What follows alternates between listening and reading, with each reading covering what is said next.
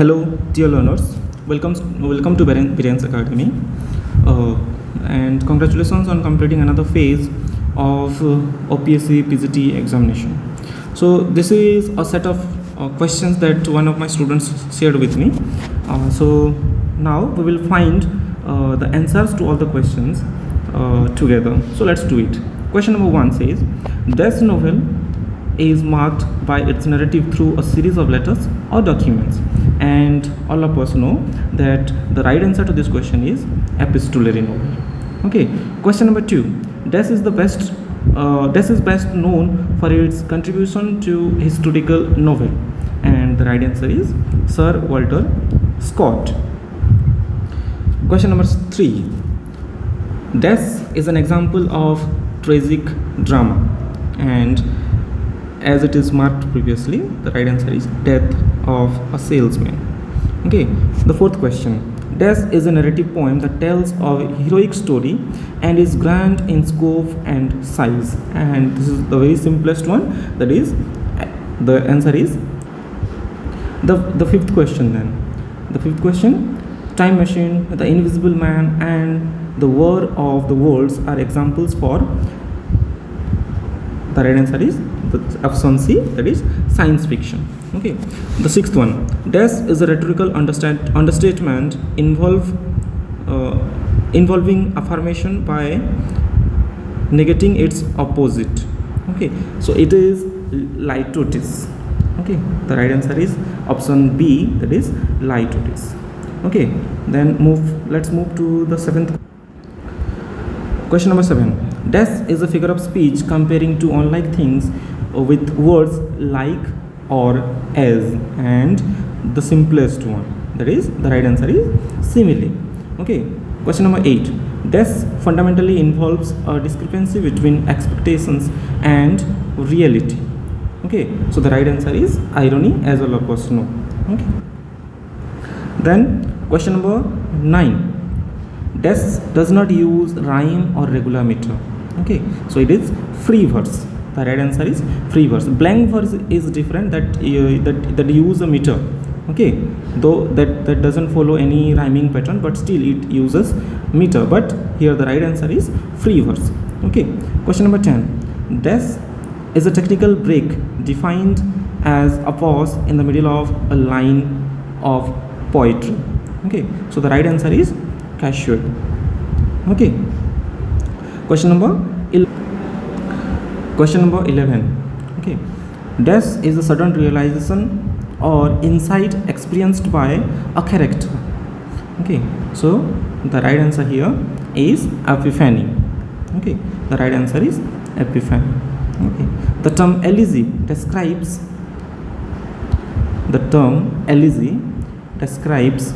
what?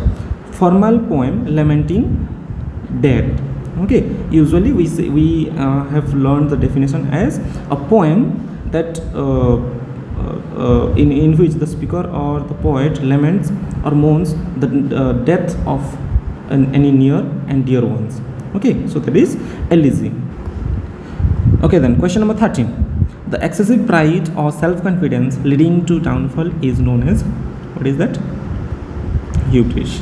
Okay, option C is the right answer. Question number 14 then, this is a substitution of the name of an attribute for that of the thing meant. Okay, so it is metonymy. Okay, metonymy.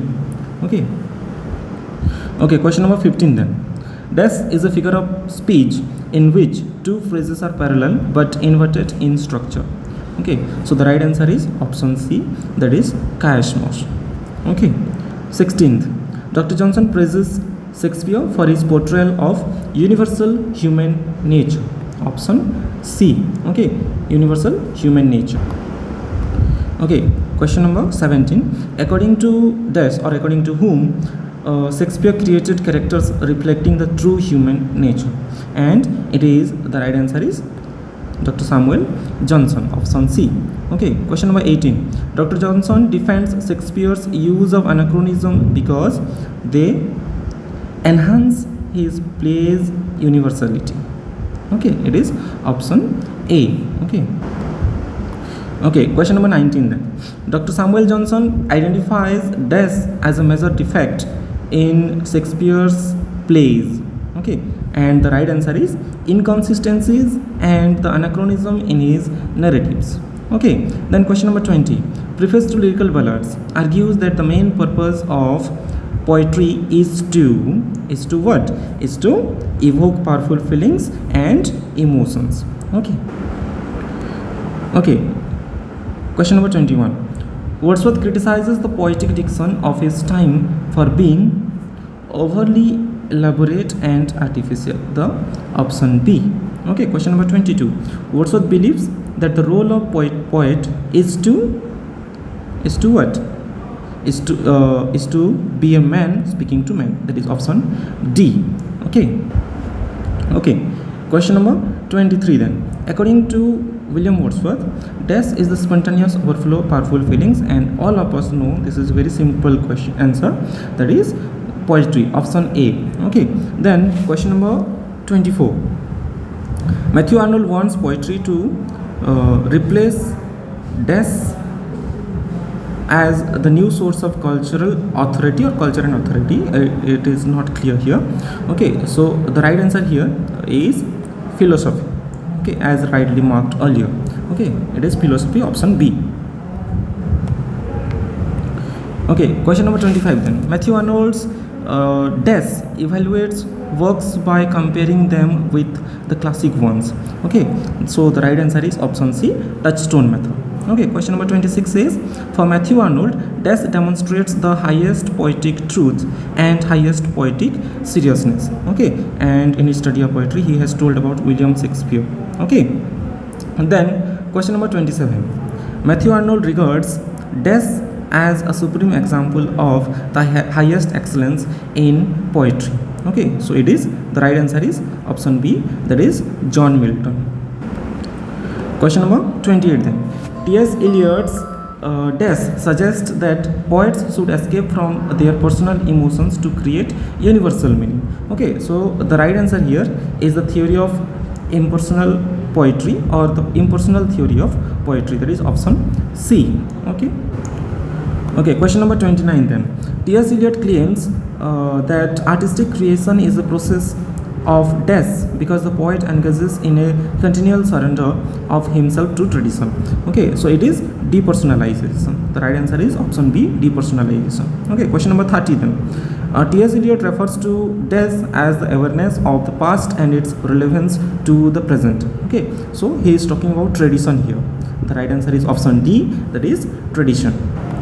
Then question number 31. For T.S. Eliot, the progress of the artist is a continual self-sacrifice, a continual death. Okay, so it is the right answer here is the extension of personality. Okay, then question number 32. In the language of paradox, Clint Brooks defines paradox as a means to express complex truths, that is option B. Okay, a means to express complex truths. Okay, let's move on. Okay, then question number 33. It says, Clint Brooks argues that paradox is integral to poetry because it reveals deeper truths and multiple meanings. Okay, so this is the right answer. Option D is the right answer. Okay, question number 34 then. Okay, the language of paradox uses this work to explain the theory of paradox. Whose work does Clint Brooks use in his essay The Language of Paradox to explain theory of paradox? Okay, so the right answer here is John Donne. Okay, option C, John Donne. Brooks uses Donne's works to explain the theory of paradox. Question number 35 then. Okay, Clint Brooks claims that death differs from that of science or philosophy as it engages with emotions and contradictions rather than straightforward logic. Okay, so the right answer here is the language of legal writing. Option C, the language of legal writing. Okay, question number 36 then. Okay, death is credited with bringing the rhyme of royal stanza from royal stanza form to England. Okay, so what is the right answer? The right answer here is Geoffrey Chaucer. Okay, the right answer is Geoffrey Chaucer. Okay, question number 37. Confessio Amantis was composed by Chaucer's contemporary poet. Who was the poet who composed Confessio Amantis? It is John Gower. Okay, the right answer is John Gower.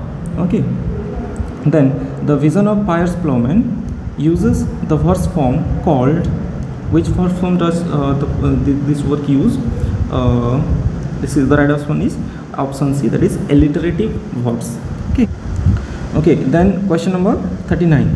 The narrator of the Vision of Piers Plowman begin his visionary journey by what? By falling asleep and experiencing a dream. Option D. This is the right answer. Okay, let's move on to the question number 40.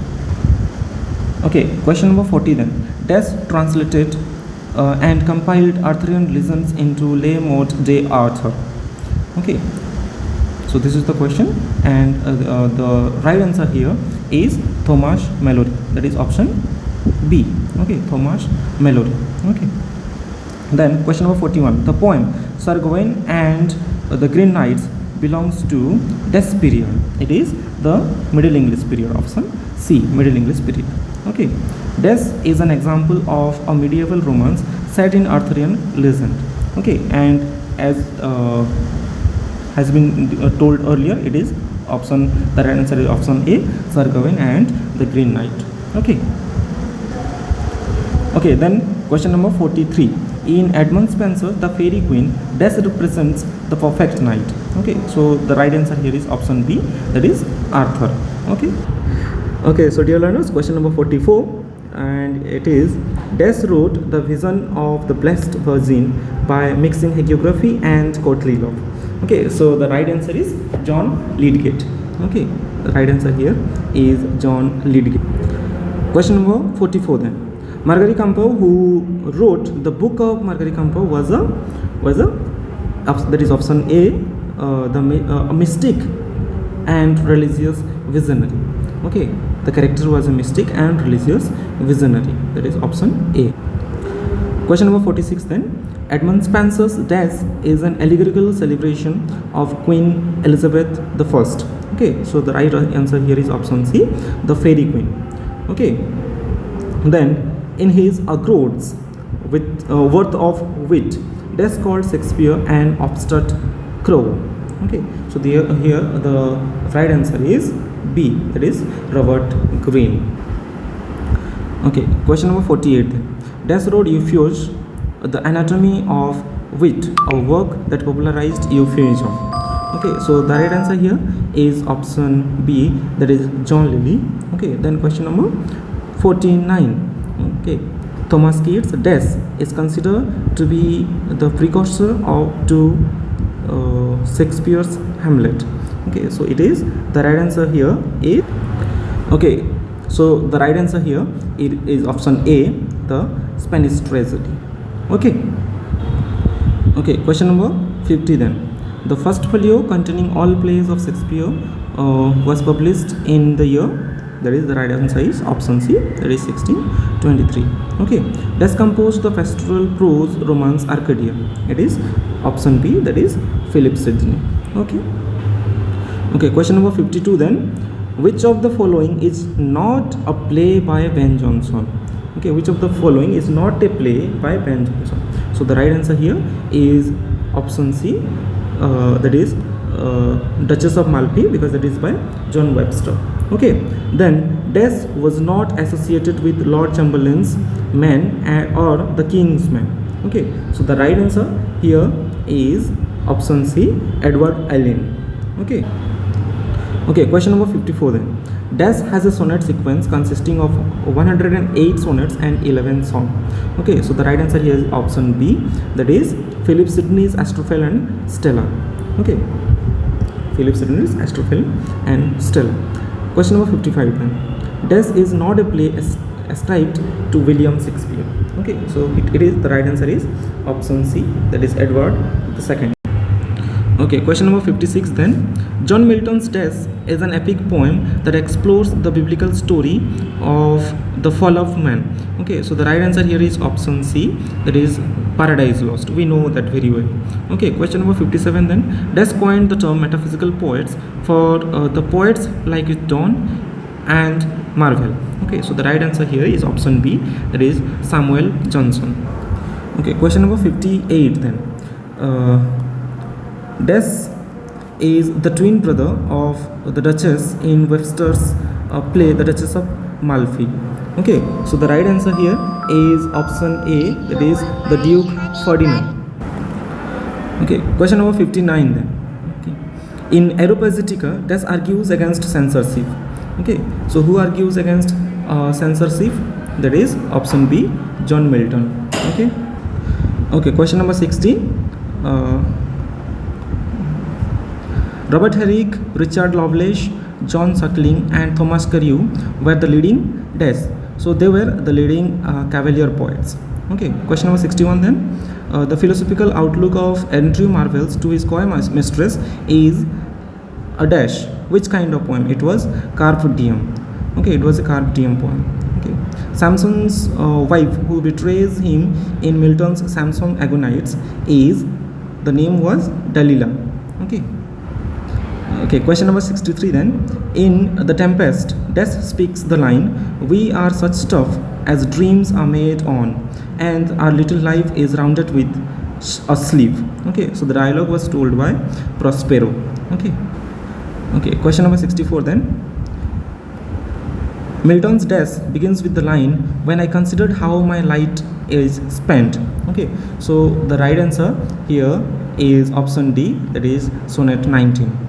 Okay, then question number 65, the lines, "Was this the face that launched 1,000 ships and burned the topless towers of Ilium?" appear in the play? The right answer here is option C, Dr. Faustus. Okay, question number 66 then. Des wrote the mock heroic poem The Rape of the Lock. The right answer here is Alexander Pope. Okay, in Gulliver's Travels, question number 67, in Gulliver's Travels, Des inhabit the island Hon Land. The right answer here is option D, that is Yahoos. Okay, question number 68. Samuel Johnson's A Dictionary of the English Language was first published in the year 1755. Okay, question number 69. Des by Oliver Goldsmith follows the misfortunes of Dr. Primrose and his family. Okay. So what is the right answer? The right answer is option C, that is the Vicar of Wakefield. Question number 70 then. The play The Beggar's Opera by Des is a satirical ballad on politics and society. The right answer is John Gay, option A. Okay, question number 71. John Bunyan's The Pilgrim's Progress can be best described as it can be best described as an allegorical prose work. It is option D. Okay, question number 72 then. In Des, Uncle Toby gets embroiled in misadventures and mechanical contraptions. Okay, so the right answer is the work is Tristan Sandy. That is option A. Okay. Then question number 73. In Robinson Crusoe, Des the name of Crusoe's human companion on the island. So the name is Friday. That is option A. Okay. Question number 74. Des wrote the lives of the poets, a collection of biographical and critical essays. Okay, so the right answer is option B, that is Samuel Johnson. Okay, question number 75 then. Orinoco in Afrikaans Orinoco is Des. It is an African prince and nobleman. Okay, the option A. Okay, question number 76 then. Wordsworth's Des is considered the manifesto of the Romantic movement. Okay, so that is preface to lyrical ballads, and we can say it is lyrical ballads, option A. Okay, question number 77. Des suffers from a life in death, fate in the rime of the Ancient Mariner. Okay, so the right answer is, it is actually the Ancient Mariner. That is option A. Here only the mariner has been written. Okay. Then question number 78. The line "Beauty is truth, truth beauty" appears in John Keats' which of the poem? That is option C, Ode on a Grecian Urn. Okay, question number 79 then. The contrasting poems "The Lamb" and "The Tiger" appear in William Blake's which poetry collection?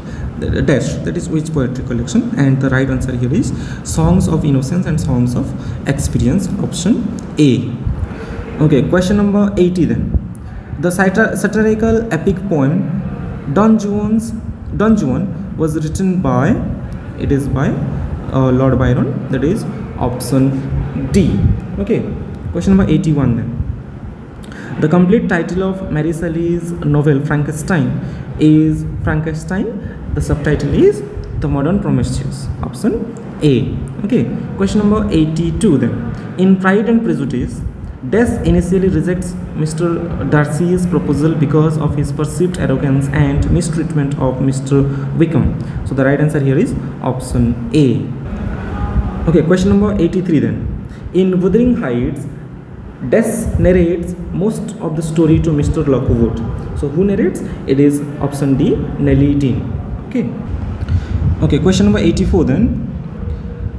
Dickens' novel Death begins with it was the best of times, it was the worst of times.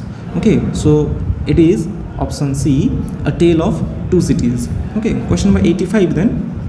The real name of Lewis Carroll is, it is actually Charles Lutwidge Dodgson, option A. Question number 86. Victorian thought was greatly influenced by On the Origin of Species by, it is very simple, Charles Darwin, option A.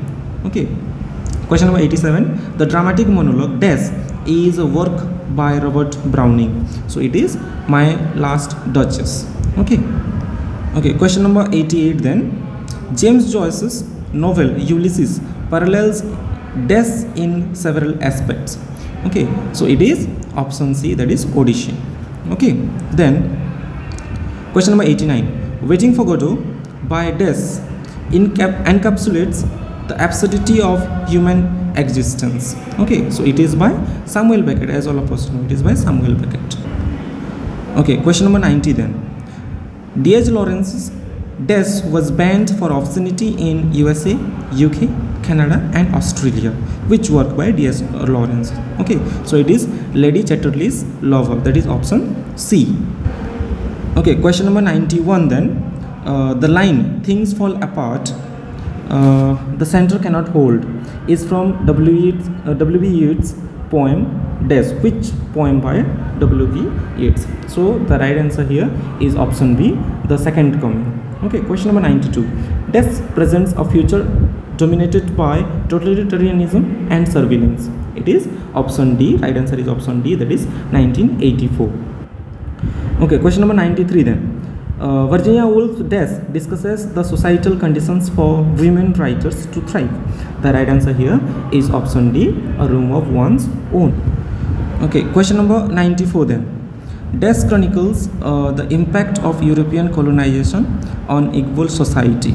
Okay, so the right answer here is option B, Chinua Achebe's Things Fall Apart.